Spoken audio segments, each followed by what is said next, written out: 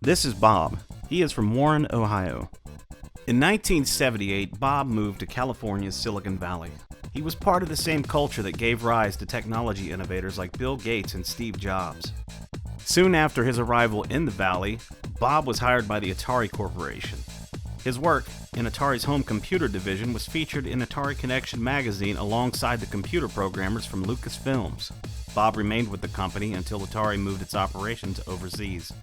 Bob would also work for the nuclear power and aerospace industries. He supervised a team that helped put 5 out of the last 8 I-5 communication satellites into orbit. Bob was also a system operator for Motel magazine, a popular Silicon Valley bulletin board system. Usually referred to as a BBS, these dial-up bulletin board systems would eventually evolve into the internet as we know it today. While living in the state of California, Bob would discover the medicinal value of legal medicinal cannabis. With the supervision of a doctor, he would use cannabis for many years to treat his own ailments. Cannabis never caused him any harm until he tried to help his dying father, and that harm would come to him in Collinsville, Illinois. California was one of the very first states to have medical cannabis rules in place. A lot of people in California got permission to grow and consume cannabis. A lot of people really don't like cannabis. A lot of people think that it's a medicine. I happen to be with the second group. I think it's a good medicine. I think it's a great medicine. I think it has no side effects. I think it's a great thing. So of course I had a medical cannabis card in the state of California, and I grew and used cannabis for 30 years. It never really affected anything that I did, my jobs, my technology, my ambition. It never held me back from doing any of the things that I wanted to do. 2009, my father, very ill. I drove from to Ohio from California for Christmas to see him and visit him. And he was very ill and suffering very badly from sundowner syndrome and diabetes and dementia. I didn't have much cannabis with me because it's not a good thing to carry around with you. But I did have a little. So one day I decided I was going to try and put a little bit in some cookies. So I made my dad a couple of cookies. And that evening, for his evening snack, we gave Dad a cookie. The next morning at the breakfast table, we asked him how he slept. How you sleep last night, Dad?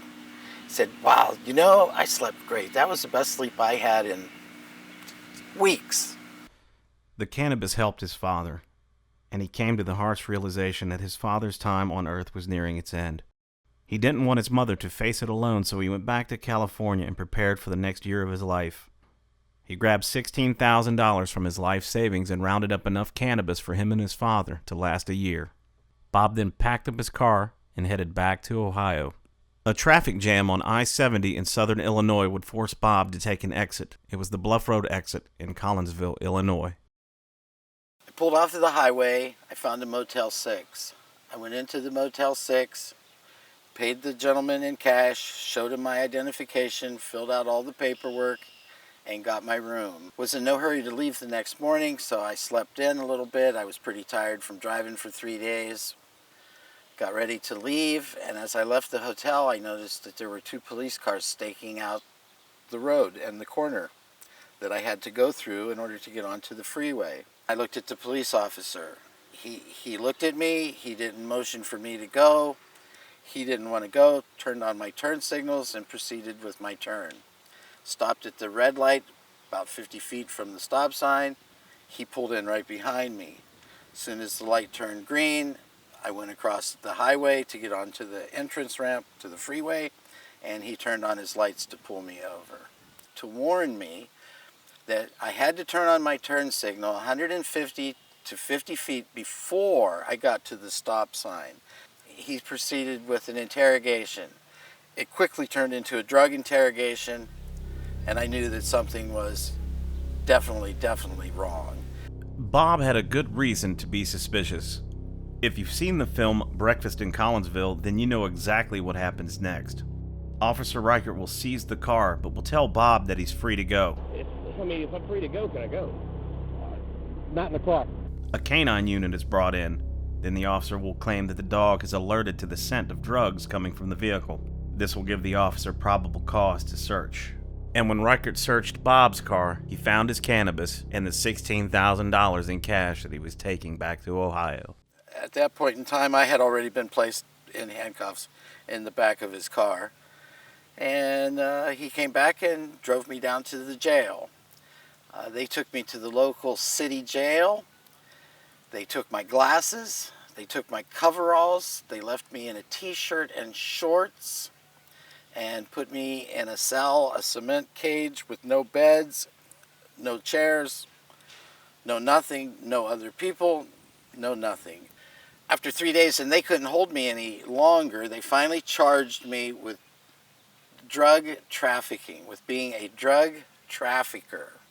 Now, I wasn't in possession of marijuana. I was a drug trafficker, and they took me to the county lockup.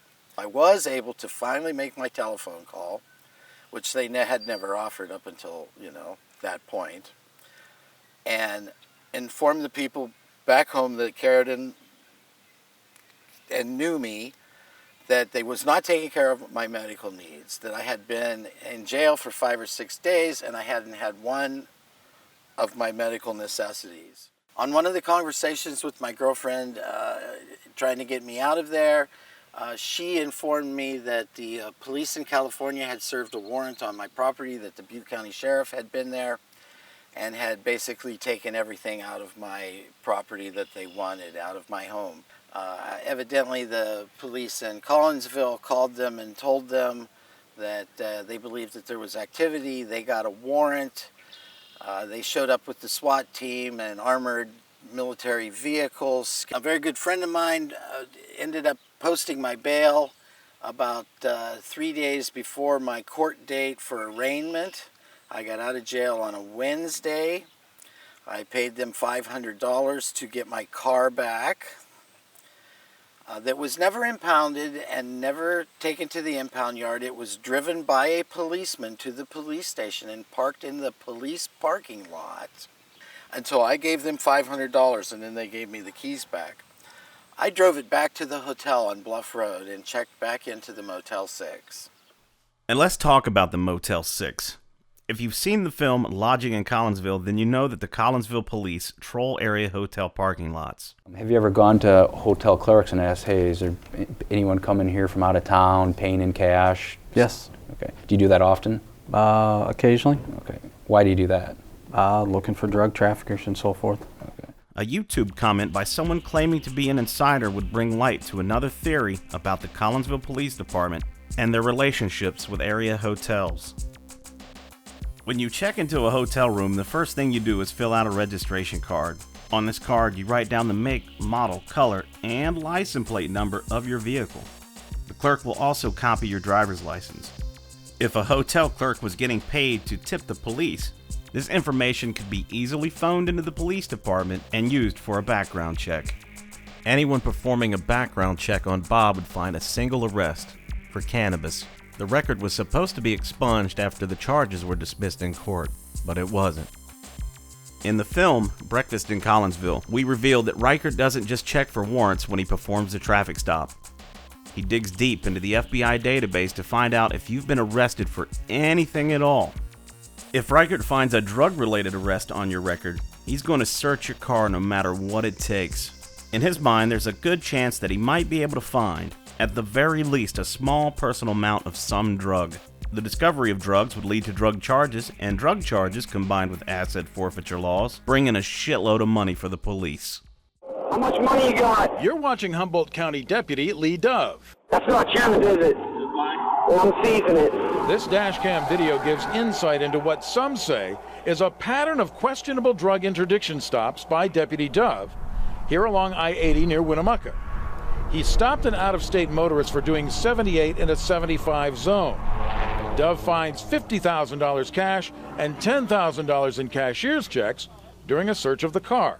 I'm convinced that's dope money. Now you may get away with the cashier's checks and stuff, but you ain't getting the cash. that's going to be seized. The first issue is whether Dove obtained permission to search the car, or whether he simply told the driver, Tan Nguyen, that he was going to do it. Well, I'm going to search that vehicle first, okay? Well, what's the reason for searching my car? Because I'm talking to you. Well, I'm not going to explain that to you. I'm not going to explain that to you. I'm not going to explain that to you, but I am going to put my drug dog on that if my dog alerts I'm seizing the money. You can try to get it back, but you're not getting it back. I took down from Vegas and let it... Good luck proving it. Good luck proving it. You'll burn it up in attorney fees before we get it back to you. But Dove never seizes the money under state forfeiture law. He offers Nguyen a deal. Abandon the cash, and you can leave with the traveler's checks. Otherwise, Dove will confiscate the cash anyway and tow the car because Nguyen's name isn't on the rental agreement.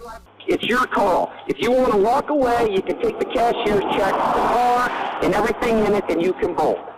And you'll be on your way. But you're going to be walking away from this money and abandoning it. I don't have all day to sit here debating it. You need to give me a decision what you want to do.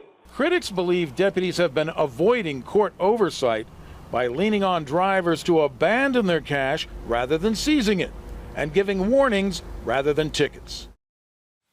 I had $16,000 of cash in my car in a locked little safe in the back that was basically part of my life savings that I had been planning on living off of for the next year or year and a half as I was in Ohio helping my mother care for my father. I did not want him to end up in a nursing home, and she could not handle it by herself. And she had no choice other than to put him there. I had gotten him out of the nursing home when I was at home for Christmas, and he was doing pretty well when I left. So I was on my way back to help, and I had $16,000. I could have produced bank records showing that all of that money was deposited over the years from my real estate office. But it didn't matter, my attorney told me. It didn't matter. That, you know, as far as they were concerned, it was drug money. In order to save my $16,000, I had to pay bail on it because I wasn't being charged with being drug money.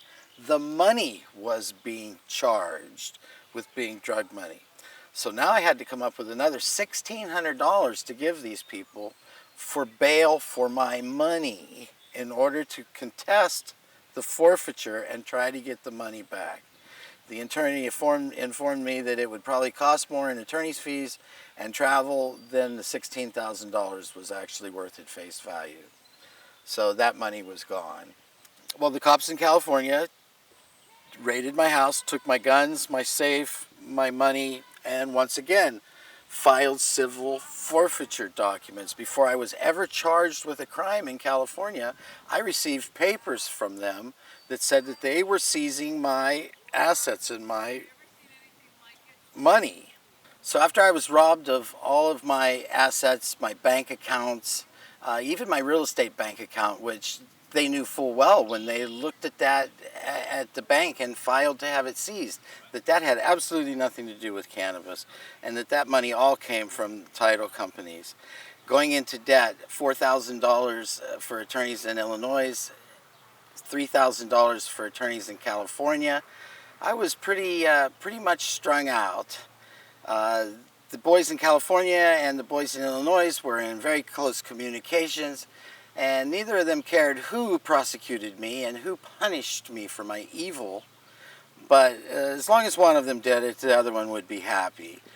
So going back to Illinois, meeting with my attorney, they agreed to reduce the charges to the minimum that they could legally reduce them to, or that they would reduce them to allow me to go on probation.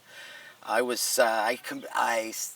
confessed or pled guilty to being a drug trafficker of 1 pound of marijuana or less. Society did not benefit from Bob's arrest. The people of Collinsville, Illinois did not benefit from Bob's arrest either. The only people who did benefit were the people who arrested him, prosecuted him, or represented him during the court case. Bob's father passed away 4 months after his arrest. He died alone in a nursing home while Bob was in Collinsville dealing with his court case. Bob lost everything and had to start his life over at age 55, and for what? Possession of a plant, And as of January 1st, 2014, it is now legal to use that plant as medicine in the state of Illinois. Abuse of poorly written civil asset forfeiture laws has to stop. These laws are basically designed to steal from anyone who may or may not be connected to drugs. If you are simply in possession of a large amount of cash, the police can take it from you without any evidence whatsoever that it was the result of illegal activity. Asset forfeiture laws are profit motivated and deny victims the Fifth Amendment right of due process. Asset forfeiture laws are in bad need of reformation. Cannabis needs to be legalized and taxed. It truly is a time for change.